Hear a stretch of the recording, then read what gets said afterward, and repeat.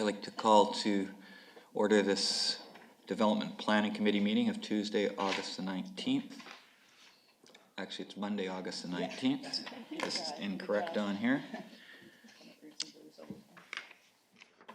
You have an agenda in front of you. I'll check with staff. Is there any additions to the agenda from staff? None from staff, Your Worship. Thank you. Councillors, do you have any additions to the agenda?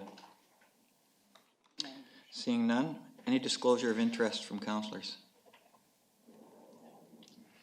Okay, seeing none, we'll go right into our business, starting with reports. Number 4, zoning amendment application number 1155, McGibbon, LNR, 1411 9th Avenue Southeast, R1 to R8. We have a proposed motion on the screen. If we could have a mover and seconder. Thank you, Councillor Eliason. Second, Councillor Lavery. Thank you. I'll ask the Director of Development Services. Nice to have you here this morning, Chris. Good morning. Thanks, Your Worship. Explain the proposal to us. Thank you.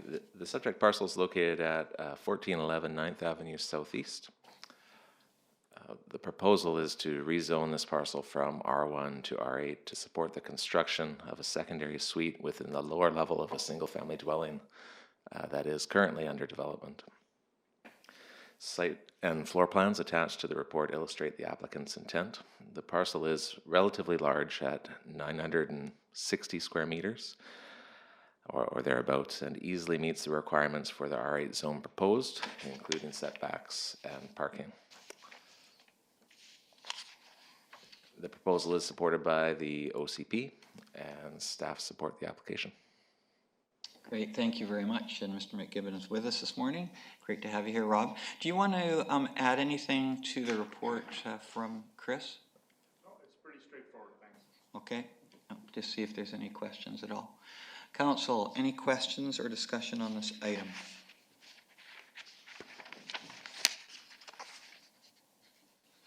Okay, seeing none, I will call the question. All those in favor? Passes unanimously. Thank you. So Mr. McGibbon, that will be on the council meeting agenda in 2 weeks. Let me just check with the CEO. What would the date be for that? Will it be on the next one? It will be on the next one for first and second reading, yes. Okay, first and second reading, and then so first and second reading will be on the 26th, and the public hearing will be the first council meeting in September. September 9th, maybe? September 9th, yeah. So that will be at 7 p.m. If you'd like to attend that. Better time. Thank you very much. Thank you. Have a great day. Yeah, you too. Okay, we'll go to item 5. We have guests here today regarding the BC Transit Annual Performance Summary. It's great to have you here. Welcome to Council and welcome to Seminar. Thank you very much, Your Worship, and members of Council. It's a pleasure to be here. My name is Chris Fudge. I'm a Senior Manager of Government Relations for BC Transit, and I'm here today to talk about transit and just a few items in general. So first of all, I wanted to take the opportunity just to provide a high-level overview of our BC Transit model, a system overview, and I guess this may serve as a bit of a refresher for those that have served on council previously, and if you're new to council, then this might be new information for you. So hopefully it will be beneficial for you. Next, I'll just provide sort of some general system information and performance, so how we look at our key performance indicators and measure how your transit system is performing. And then just finish up by looking ahead, so what some of the plans are for the near future for this system. So starting off with an overview, so who is BC Transit? So we are the provincial crown agency that's responsible for planning, funding, and operating transit outside of Metro Vancouver. So within Metro Vancouver is the responsibility of TransLink. We operate over 80 transit systems across the province, and we provide service to about 130 communities. And we work with 58 local government partners, so regional districts and municipalities around BC. We serve about 50 million passengers a year, and we have about 1,000 buses in our fleet. So just some key highlights there of our organization and what we do. Moving on to the partnership model. So it's somewhat of a unique model here in British Columbia. As I said, we've partnered with local governments in communities around the province to deliver transit services. Essentially, we as BC Transit are responsible for operating each system. So with the exception of Victoria, where we are the operators, the service is provided by a local operator or a contracted operating company. This may be a large or medium-sized commercial transit operating company, or in some cases it may be a small community services society that delivers the service in the community. The agreement is formalized between BC Transit and local government through what's called a transit service agreement, and that identifies the service area, outlines roles and responsibilities for all the parties. And then obviously the provincial government being a key partner in there in terms of funding a portion of the service. So moving on to roles and responsibilities, there's quite a bit of detail up here on this slide, but just to sort of summarize each category, in terms of our roles and responsibility, BC Transit provides the expertise, so things like operations and fleet procurement and management, planning, marketing, contract management, so all the things that we bring to the table in terms of expertise, so you don't have to have that expertise in-house. One of the most important things that I would say in terms of our role and responsibilities, and this is where my role really comes into play, is making sure that we understand the priorities of your community and that we're aligning the efforts of our shared services. So all those items that I just mentioned, making sure that those in fact align with what the needs of your community are. In terms of the local government, you have the ability to make decisions on routes, service levels, fares, and budget, so all things that fall under your area of essentially allow you to approve those items. Other things like bus stops, shelters, and amenities, so that's the responsibility of the local government for maintaining and installing those items, as well as things like transit promotion and education. We do a lot of work from a provincial perspective to promote transit, but obviously we rely on our local partners as well and in partnership with us to be promoting and educating about transit at the local level, because you know your communities best. And then the local operating company, they're essentially delivering the service. So hiring and training the drivers, collecting fares, all the day-to-day aspects of delivering transit service. So lots of interaction with customers in the community when it comes to things like complaints and inquiries and questions and things of that nature. We operate on an annual partner communication calendar. So there are key communications that we that are deliverables that we have for our local government partners. So starting with just on the left side, the annual operating agreement. So this is something that would have just recently likely come before council for approval. This is the key formal agreement that includes the budget for the operating year, April 1 to March 31st, and outlines the service levels for the year, confirms the tariff schedule, things like that. Next, moving on to the annual performance summary, and this is part of what I'm doing here today. This provides a snapshot of your transit investment and performance in your community. So it looks at how you're comparing year over year and how you're comparing to peer communities as well. So really it looks at, ensuring that your transit system is healthy and perhaps does it warrant further investment in the system. And then moving on to the Transit Improvement Program. Again, this is something else that has come before Council very recently. This is where we identify potential expansion initiatives for the upcoming 3 years. So what we look for is a firm commitment from our local partner for year 1, and then a commitment to budget for items in years 2 and 3. So what this allows us to do, it informs our capital plans, allows us to complete business cases for bus procurement, so when we're ordering new buses, and ultimately allows us to go to the province and request matching funds for expansion on your behalf.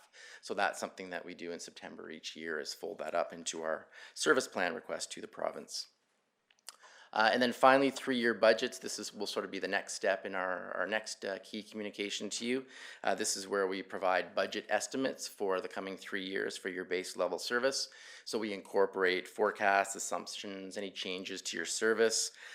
So an example would be if we knew that the system was coming up for RFP in the coming 3 years, we would incorporate budget estimates in advance in those 3-year budgets and give you an indication of what that may look like. Every system has a guiding document or guiding documents that helps guide short, medium, and long-term planning for the system. In some cases, we may do this through a very specific letter report, a more comprehensive service review, or in the case of a larger system, something called a transit future plan. So a transit future plan is for communities of 25,000 or more. For smaller communities, we would do this through a service review. And again, this is still a very comprehensive piece of planning work that's done for your system. So we try to ensure that some level of planning work is done or undertaken on a regular basis for your community.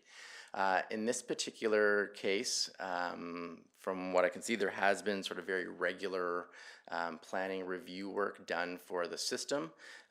There was a fairly significant piece of work done in 2013 in the form of a service review.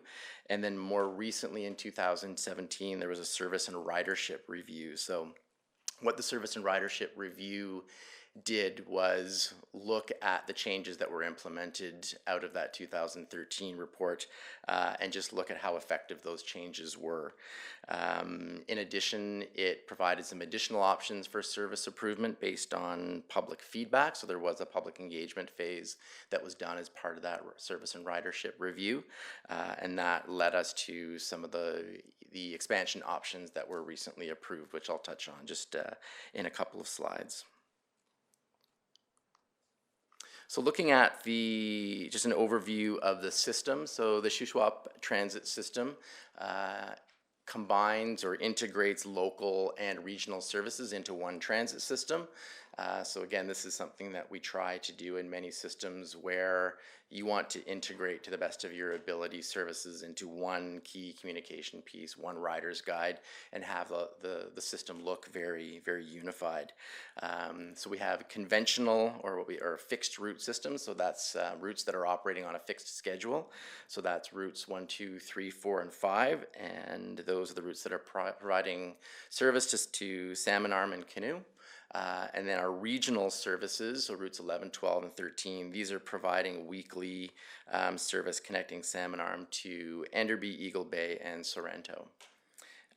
There's also a custom, or it's better known as Handy Dart, a custom component to the system. So that's providing door-to-door service for registered users who are not able to use the conventional service because of a physical or cognitive disability. So you've got that service available in the community. The City of Salmon Arm is the agreement holder with BC Transit, and then there's a partnership at the local level with the Columbia Shuswap Regional District and the Adams Lake Indian Band. So again, this is something that's common for there to be arrangements at the local level with other funding partners for the service.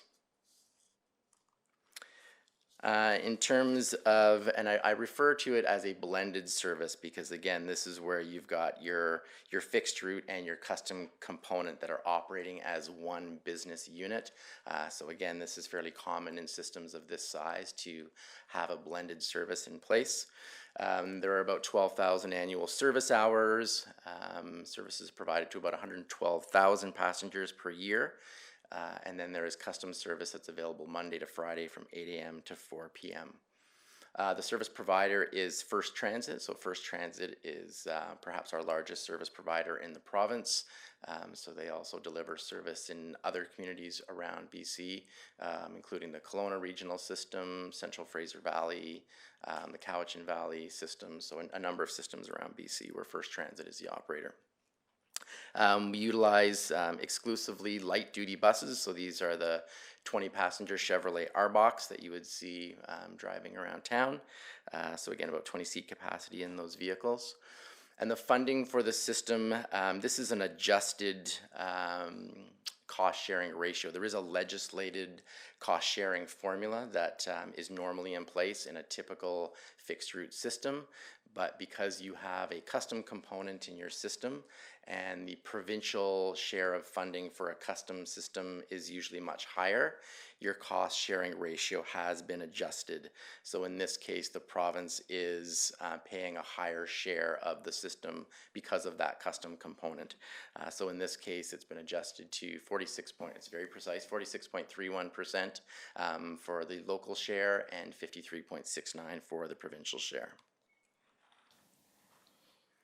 So in terms of system performance, again, looking purely at ridership, and again, this is not the only indicator, and often there are other variables at play. We have seen a decline, and it does look quite dramatic in that bar graph, but it's over the last 3 years from 113,000 down to about 109,000 passengers per year. So there has been sort of a slight decline in ridership year over year. Looking at the performance metrics, so this is where we see the cumulative impact of service changes, costs, revenues, etc., and where we can find out if we're realizing efficiencies, where we can see if our fare methodologies are impacting cost recovery. So looking at some of the key performance indicators, they are positive. When both comparing to the previous year and comparing to the peer average. And just to note, the peer average is it's a combination of, I believe it's about 30 Tier 3 paratransit systems. So there's a long list of other systems that you're compared to in this peer category. But looking at sort of 3 of the key performance indicators, so passengers per hour has dropped slightly from the previous year from 9.4 to 9.2, but still well above the peer average. Operating cost per passenger has increased to $10.41, but again, well below the peer average. And the operating cost recovery has increased slightly to 14.9%.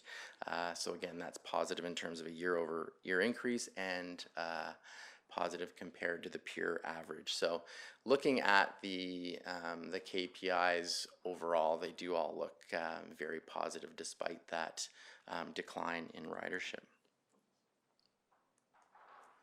So looking ahead, this is where we talk about the service expansion options that just have been recently approved by council. I refer to them as proposed because, again, we are still required to go to the province and get that matching share of funding. So that's a process that does work its way through to the February provincial budget. That's when we get actual full confirmation that expansion funding is available. And then we move into an implementation phase for this and all the other communities that have requested expansion funding from the province. So it becomes a very busy time for us at BC Transit. So the options for expansion, as I mentioned, came out of the 2017 service and ridership review. So looking at Sunday service on select routes, on routes 1 and 2, later evening service on Friday and Saturday until 10 p.m., and then also later evening service on weekdays until 8 p.m. So again, in terms of these options, the Sunday service was the most commonly requested service expansion option that came out of our 2017 service and ridership review, and that was followed by later evening service as the second most requested option. So again, this is very common for systems of this size to take this next step in their evolution at looking at expanding their weekend service and then expanding their evening service as options for their residents. It's also something, and as I mentioned, for Sunday service, it would only apply to select routes. So this is a good way for us to gauge the success and the interest in that level of service. So that's something that perhaps a year down the road we would look at even coming back, reporting back to our partner and gauging the success of that service, and we can determine if that's something that you want to expand further to other routes or continue with. So again, this is a good way to take that first step in terms of trialing something like this. But as I said, it is something that was mentioned quite prominently from our public feedback in the service and ridership review, so we know that there's interest out there amongst residents for this service. So again, we would be looking at September 2020 for the implementation of these new service options. And that is it. And I would be happy to take any questions on any transit-related items or any information that I've presented today. Thank you very much, Chris. Really appreciate you coming and performing or presenting to us. Technical performance. Council, I'll open it up to you to questions you might have at this time. Councillor Lavery. Yes, thank you. Thanks for the presentation, and I'm assuming we have a copy of the PowerPoint? Yes, absolutely. That's I had sent that in advance, so that's certainly available for you. Yeah, and the reviews are always great for me, so, and maybe if staff could send us out the copy of that as well, I think it's always good to have that handy. Thanks for the presentation. Just a couple quick questions. When you mentioned performance of our system relative to peer category and a number of others, are those, is that peer category, are they other smaller rural systems, or is the Lower Mainland in that peer category as well?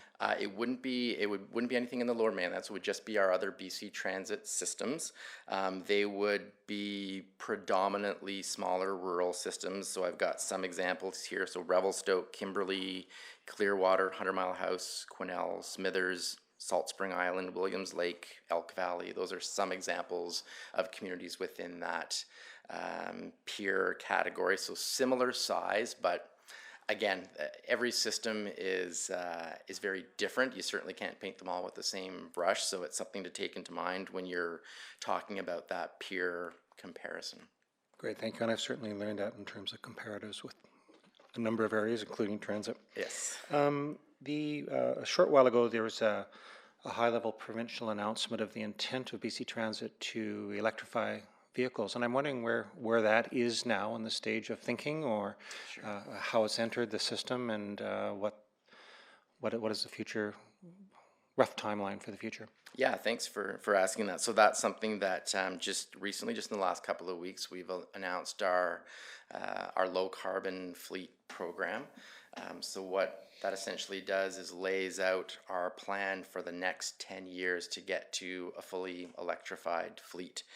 It's quite complex with, again, such a large fleet and different vehicle types within our fleet. So that being our light, medium, heavy, and high capacity vehicle categories. And essentially each of those vehicle categories requires its own, what we call, pathway to electrification. And that's dependent upon our existing replacement plan for our fleet. And it's also dependent upon the availability of electric vehicles in that particular vehicle category. It also involves quite a bit of work on the infrastructure side, so making sure that we've got the available infrastructure in our systems to support an electric fleet.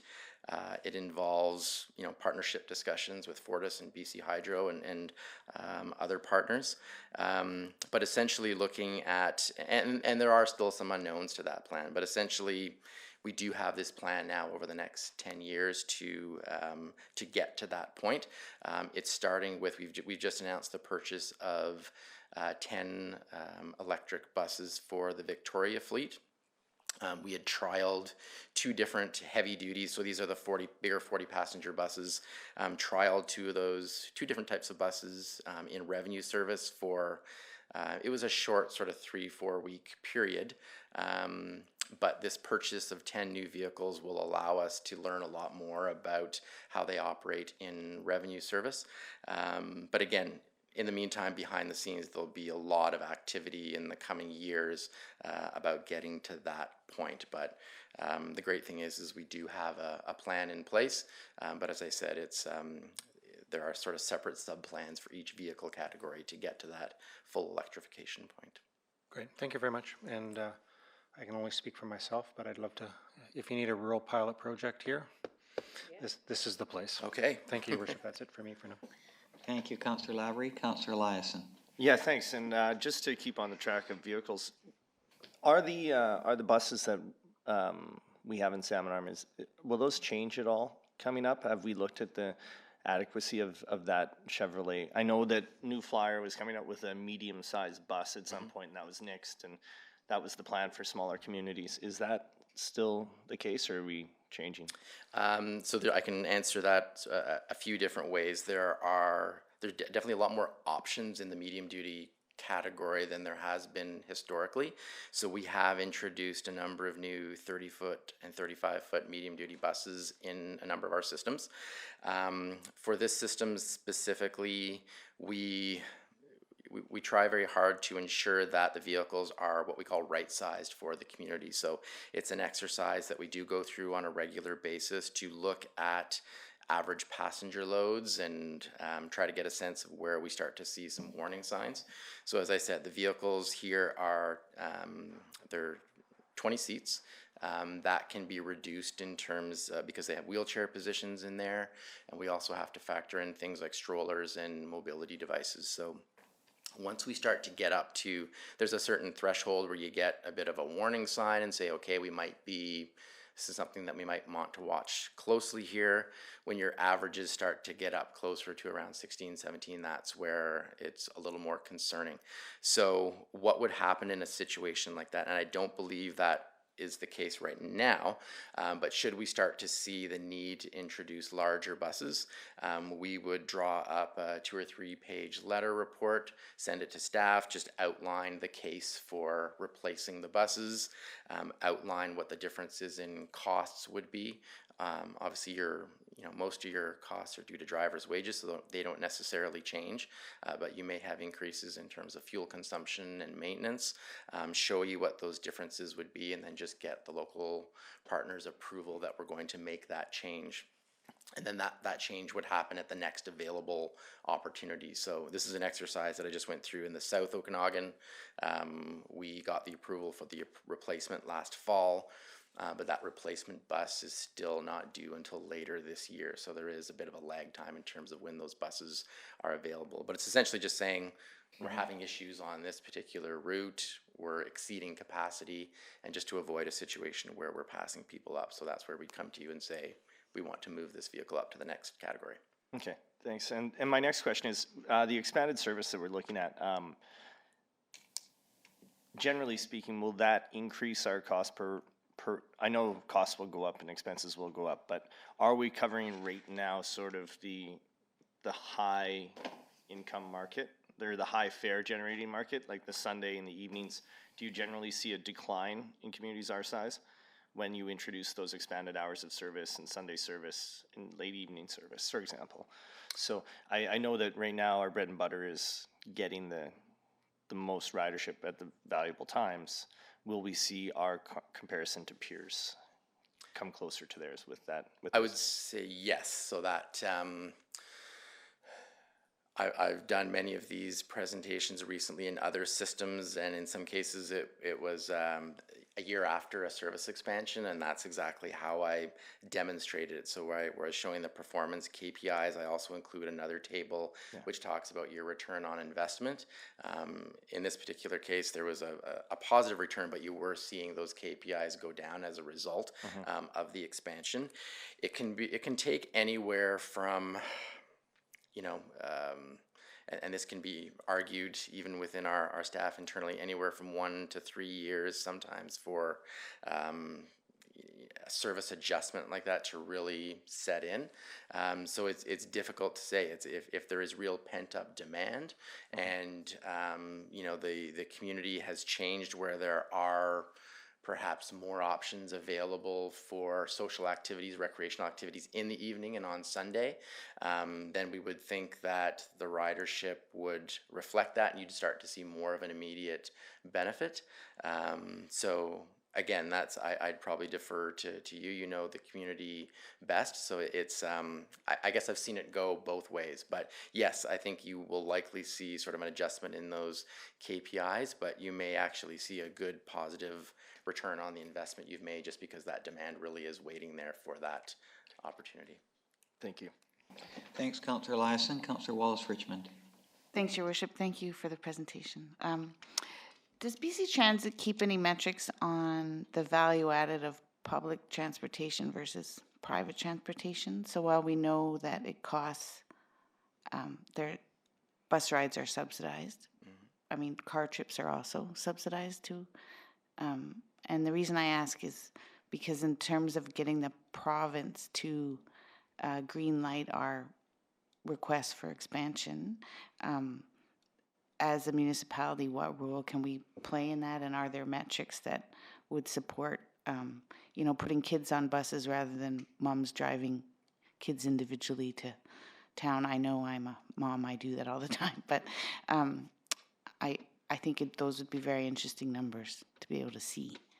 Yeah, I mean, the first point that I'll make is that, I mean, the province has been very supportive of expansion options, certainly in the years that I've been at BC Transit. So we do go through an exercise to essentially prioritize expansion options from all the communities in the event that we are oversubscribed, so we have more requests than funding is available. However, I think in every case where expansion has been approved, it's the full envelope that has been approved, so it hasn't been an issue. They're obviously very supportive of seeing transit grow and expand across the province. To answer your second question, there are a variety of metrics that we use. The ones that we include in our presentations are the ones that are more commonly utilized by other transit agencies and are adopted within the Urban Transit Association.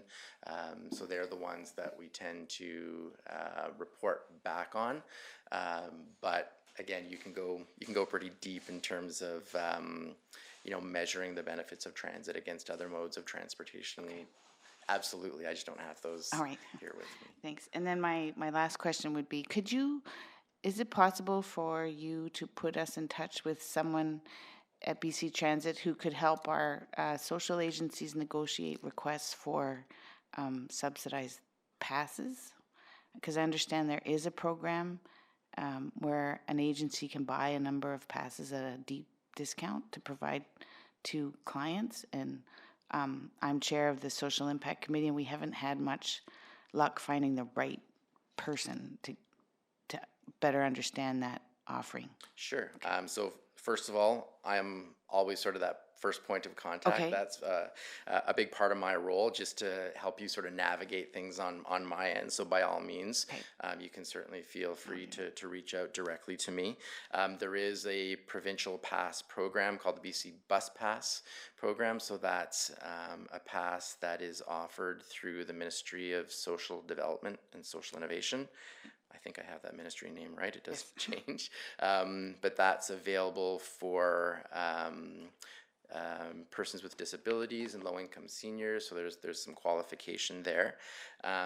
However, fares and fare products are in many cases at the discretion of the local partner. So we can certainly help you develop products that might meet those needs. We have a standard suite of fare products that you would see in most systems, but again, other communities have adopted more unique products that meet their needs. So again, that's something that we can explore and see what options might work best for you. Okay, great. Thanks very much. Thank you, Councillor Wallace Richmond. Councillor Lavery. Yes, thanks to Your Worship for a second time, and one set of questions leads to another set here. So I just some questions regarding operating costs, and there was a breakdown roughly of 56% from the provincial government, 54% and 46% from the city. Does the city portion include fare revenue plus what we budget? That's a good point. That's a very important point that I had neglected to mention. So in all of our systems, 100% of the fare revenue offsets the local share of costs. So that's completely to the benefit of the community. So that would come off of that local percentage share. And perhaps maybe the data was, and I'll look at it later, the data was in the presentation there, but I know a couple of years ago fare revenue was 10, 12, 13% of that yeah, I think operating I've cost? made a note here, I'd have to get the percentage, but it's about, there's about $166,000 in net local revenue that's budgeted for this year. I can do the math, I think they're down their line. And then related to that, there's a reporting on direct operating costs and the cost sharing agreements that are in place and the application to expand those. What about capital costs? What sort of share goes on there for because you mentioned switching to new buses and stuff like that. What is the funding? And I perhaps should know this, but I don't. A new bus comes in, a new electric installation needs to, what's the breakdown of cost between the province and the local government? Or percentages, excuse me, of share. Yep. So typically the percentage is the same as the operating cost percentages. So we charge vehicle lease fees for our vehicles. So when a brand new bus is purchased, there's the provincial share, and then there's a fiscal agency loan that covers the local share, and then that's recovered through regular lease fee payments from the local partner. So we have a standardized lease fee structure so you know that your lease fees are fairly flat. You don't see wild fluctuations in those lease fee payments. But looking ahead to electrification, obviously there's the vehicle lease fee component, and then there's the supporting infrastructure as well, which we know that we're going to rely heavily on other levels of government to be providing those upfront capital costs, I think, in terms of supporting what is needed for electrification as well. So. That's great, actually, and I just want to say these face-to-face presentations are really helpful for me, both the data and the discussion. So thank you for being here. Great, no, my pleasure. Councillor Wallace Richmond.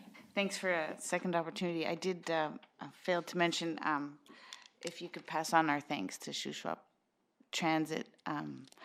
I ride the bus, my kids ride the bus, and I have to say that on rare occasion do I meet a driver who isn't kind, cooperative, thoughtful, and really takes the safety of those passengers at heart.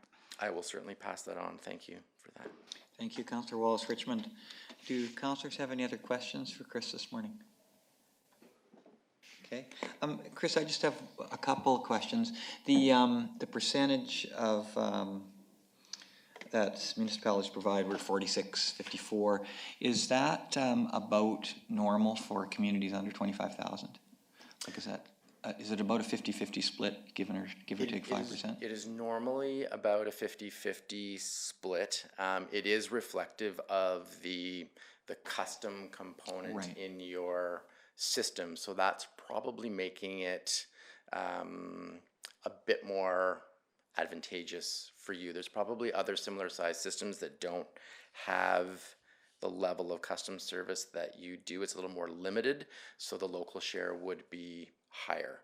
The blends, it's the legislated formula. You'd normally see a 50-50 for a pure fixed route system, and then you'd normally see a 2/3, 1/3 for a pure custom system where the province is bearing 2/3. So we've just kind of adjusted this somewhere in the middle, but that's where, and again, you're probably talking very slight differences from one community depending on the amount of custom service that they deliver. But generally speaking, yes, there are a number of communities that sort of sit right at that same ratio. Okay, that's helpful. The other question I have is I'm interested in the amount of money we as a city spend on transit in comparison to cities of similar size. Does BC Transit have that comparable? Yes, and one thing I should mention is the information that I'm providing today comes out of an annual performance summary. Within there are statistics that talk about service hours per capita, that talk about, there's other KPIs in there that will give you somewhat of a sense of, probably answer some of those questions.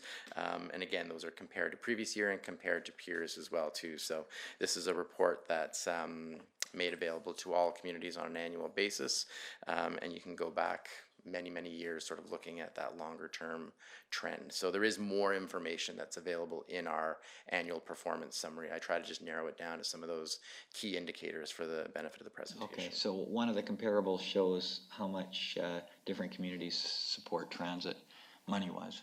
Yes, those are, I'm trying to see what. As long as it's in there, that's, It is, yes, yeah, service hours per capita, I think, would be, that measures the investment versus the size of your population. So in this case, it does show it as below the tier average, but again, that's something that if we wanted to really dig into that, that's something I could probably provide a little more detailed analysis on, just to give you a very accurate idea of what those numbers actually okay. represent. That'd be helpful, and we have your contact. Yes. So appreciate that. Councillors, any other questions this morning? Okay, thank you so much. Really appreciate the face-to-face opportunity to hear from you and ask questions. My pleasure. Thanks for the opportunity to be here. Thank you.